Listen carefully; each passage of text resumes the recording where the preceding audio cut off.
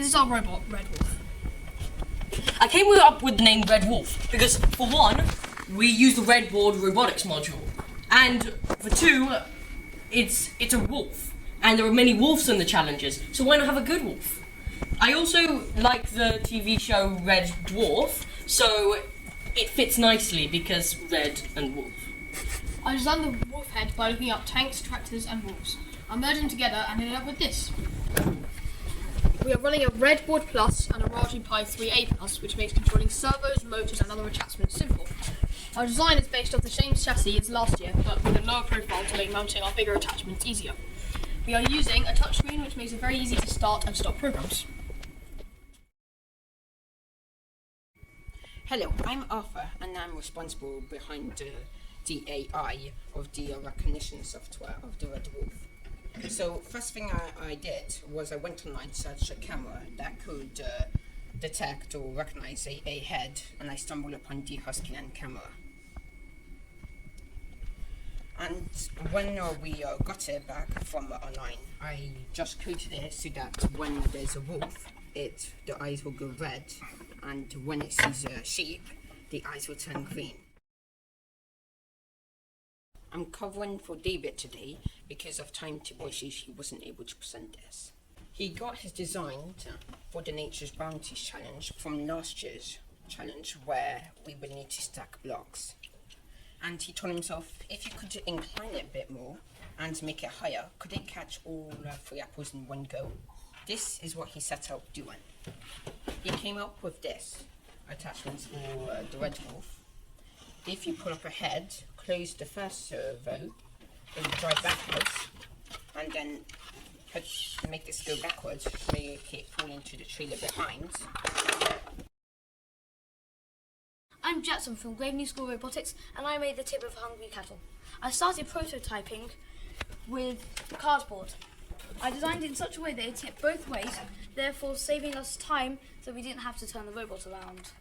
Once I was happy with the size, after trying multiple times, I moved on to a construction kit called Engino.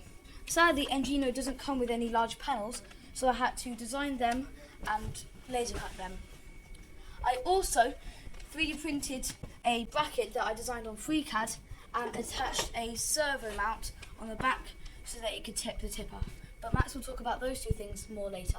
I'm Max, and I coded the robot for the Hungry Cattle Challenge. As you can see, the servo motor allows the tipper to tip to the left and right, like this. But, as you can see, it moves a little too fast, and it will send the grain flying everywhere.